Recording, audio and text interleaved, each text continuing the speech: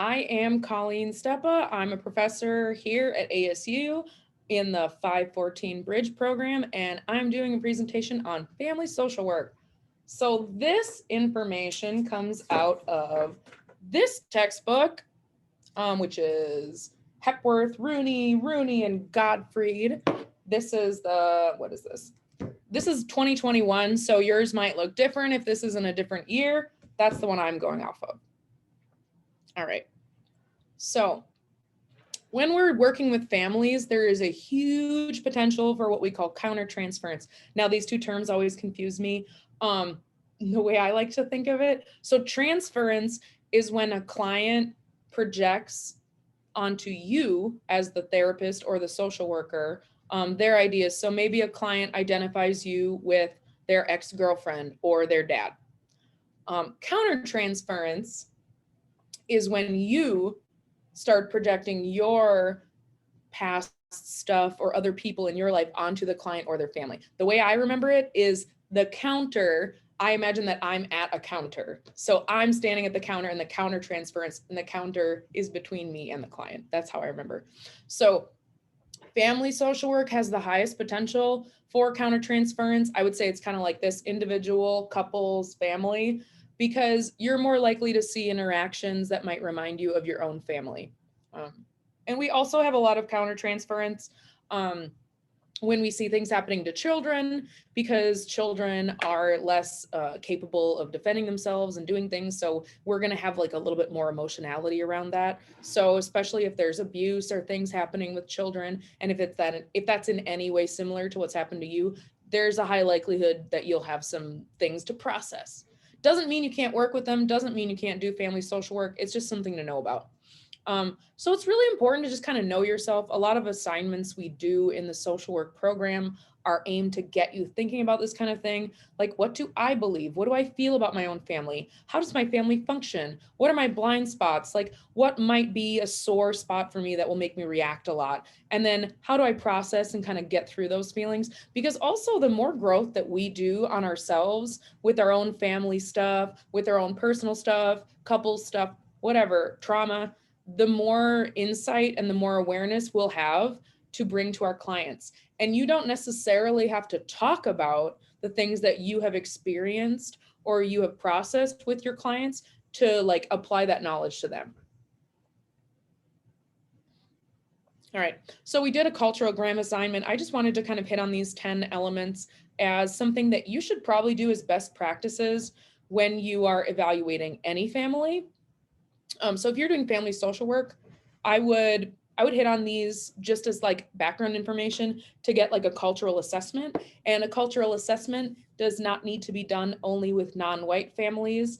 White families still have their own culture, and there's a huge variance of all the different types of white families that exist out there. So I think it is important to actually address it. There may not be as much tension in some of these elements like legal status or racism or things like that, or the relocation. However, most white families I have talked to do have their own kind of origin story for like their immigration to the United States. So unless the family is Native American, they will have some immigration story in their past. Some people don't know it. Now that's something that you would just maybe make a note of, that the person doesn't know. But there's definitely a lot of things in here that are potential elements that are significant even for a white family. Like I think about like number 4, language. So my family is white. I'm white. My father's side of the family is German, mostly German, like Eastern European, and then my mother's side is like Irish, English. And there was a generational point where people decided to stop speaking their language. And there was definitely a rift between those generations where there was a lack of connection. And that's actually something that's been kind of talked about, like among my Irish family, that people have been like sort of sad about losing that language and losing that heritage. And my father's side, on the German side, around World War I, a lot of people stopped speaking German in public, stopped having like German schools, things like that. And that's around the same time that they stopped doing their cultural traditions. So there actually is significance in that. Now, does everybody know that about their heritage? No, maybe not, but something to note. So you also want to, the differences between people, there's differences between like different aspects of religion, like the way that somebody grew up with their religion versus like how they practice, things like that. Um, you don't necessarily need to ask about religion as a word. You could say something like, what's your contact with like religious institutions? Do you practice any kind of spirituality? Because there's, religion is this big and then spirituality is this big. So there's a lot of things that people could talk about that are within spirituality that won't fit neatly into religion too. All right. And I think most of the time we do get on these kind of like 9 and 10. I would say that we do get on like values with like gender roles, goals within the family, like what's the family narrative, values. But we tend to get at those a little later in therapy instead of asking about them explicitly in an intake. And I think it's really good to actually just get a client thinking about it. So some more notes on culture. Social workers are likely to find pathologies where they don't exist in a family that's unlike their own. This especially is true if you are part of a majority culture and then the family you're working with is not. So most research, as we know, actually most research like period about anything is based on white families or white people from either Europe or the United States. Like Jean Piaget, he based a lot of his study on his own children, which is totally unethical, but he did it anyway. So that's a sample size of 2 or 3. It's not up to the scientific method that we strive for now, but there has actually been a lot of new research and it's coming out all the time. There's been studies on attachment. There's actually variations across cultures. So, there's those 4 attachment categories. It's, and there's different words for it too. Sometimes people use the word anxious. Some people use the word preoccupied. Then there's avoidant or dismissive. And then there's, like a anxious ambivalent. No, what's the, secure. And then disorganized. So another note on that too, disorganized does not mean combination of the first 2. Disorganized is like its own category, and that was usually associated with high levels of trauma or abuse. Anyway, there have been studies on attachment that certain cultures do not seem to have an avoidant category. So just as a refresher on this whole experiment, this was, I think, Mary Ainsworth. Yeah, the strange situation study is like in the 60s. They had, it was mothers in Baltimore, so they were all white, and they had a kid. I think the babies were like a year old, and they would have a mom be in the room with the baby, leave, and then they would show the baby's reaction. So then they categorize the reactions into one of these 4 categories. So in certain cultures, they did not see children having the avoidant category, and there's different hypotheses on why. Some cultures, children are like worn all the time, like a baby Bjorn type thing. Some cultures, like kids are just near parents or relatives all the time, so that avoidance is just like not a thing. There's a lot of reasons why that might occur. The whole point is that like we have these conceptualizations that are in our textbooks that like there are these set ways of being. That's also culturally constructed. So you don't have to like throw the baby out with the bathwater. Maybe that's a bad analogy for this thing, but a lot of the constructs we have little holes in them that they're culturally unresponsive.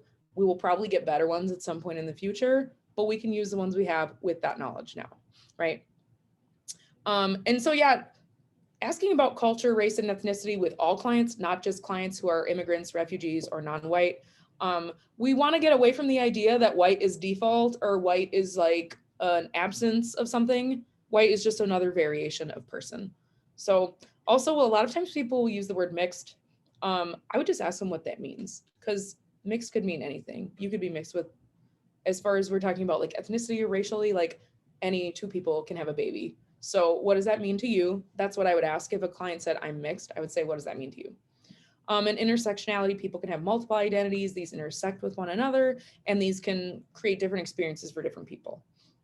Now, whenever I talk about ethnicity and race, people ask me about this. So I just made a slide on it. So these 2 words get used interchangeably a lot, but they're not actually interchangeable. This is like the technical definitions. So Latino or Latin, Latina. We also have some sort of gender non-specific variations like Latinx. When I was in college, it was the Latin with the at symbol, which I never pronounced. I don't know how to pronounce it. I've heard Latin used by people. let people tell you which one they like. If they like one of these, if they don't prefer any of these, that's okay. But technically, this category, like Latin American or Latin, means it is a person who comes from the geographic area of Latin America, which includes Central and South America. So that also includes French-speaking nations of the Caribbean, like Haiti, but sometimes people who are from those places don't refer to themselves as this. That's okay. We don't have to like correct people and say they're wrong. This is just for you to understand the difference between these two words, because a lot of people don't understand, or they use them interchangeably. So Hispanic refers to someone of Spanish-speaking origin. So that's the technical word for a Spanish-speaking person is a Hispanophone. A French-speaking person is a Francophone. Portuguese-speaking person is a Lusophone. Just now you know. And if you're English-speaking, you're Anglophone. So new words. So Hispanic includes Spain. So a lot of times people use the word Hispanic, but they are not meaning Europeans.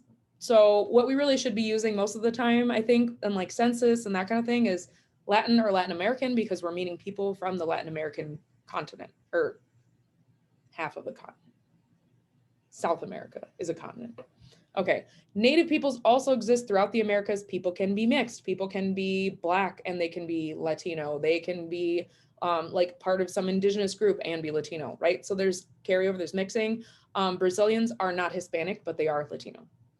And if you want to know why, you can, well, you can't click on this link because I don't think you'll have the slides.